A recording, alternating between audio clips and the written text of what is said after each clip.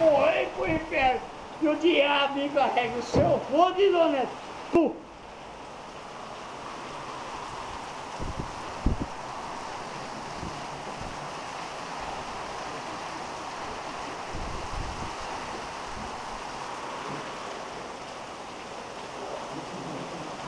Honestidade é nota zero. Eu posso servir o exército, posso ser capitão, mas a minha nota é igual aquela máquina ali, ó. Igual o delegado lá que eu valeu, nota zero, pô, não prende, então, quer dizer, se vier uma viatura como não prende aquele cara, não prende aquele outro, então assim é nós. Eu amo você, eu amo ele, mas quem é nós? Pô, eu amo você, nem ele não. Amo você, sua mulher, sua filha, maravilhosa, pô. Dinheiro não é pra mim problema, não é solução, pô. Eu quero ser algemado e ficar piado dentro do seu conversa se eu for um vagabundo.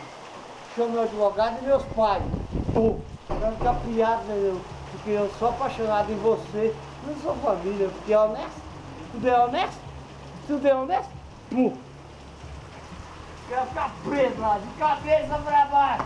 Chama os meus pais. Se eu for vagabundo, cadê ele? Pum! Pum! Ninguém não falou. Aí vem aqui, que você tá ficando de pedra aqui, né? Senta aqui, ó. Eu lá filmando o cara, depois eu vou descer, tá vendo o carão? Sua filha de média e a viatura, não filmou o cara dentro do viatura. Não vou descer, não viu o cara lá, ele tá aqui, tá, bom. Eu servi o exército, né? O exército, ajudei bandeira, eu estou aqui, honesto, né? Porque eu tenho a forma de ser um honesto, de roubar, eu quero ser honesto com você e ponto final.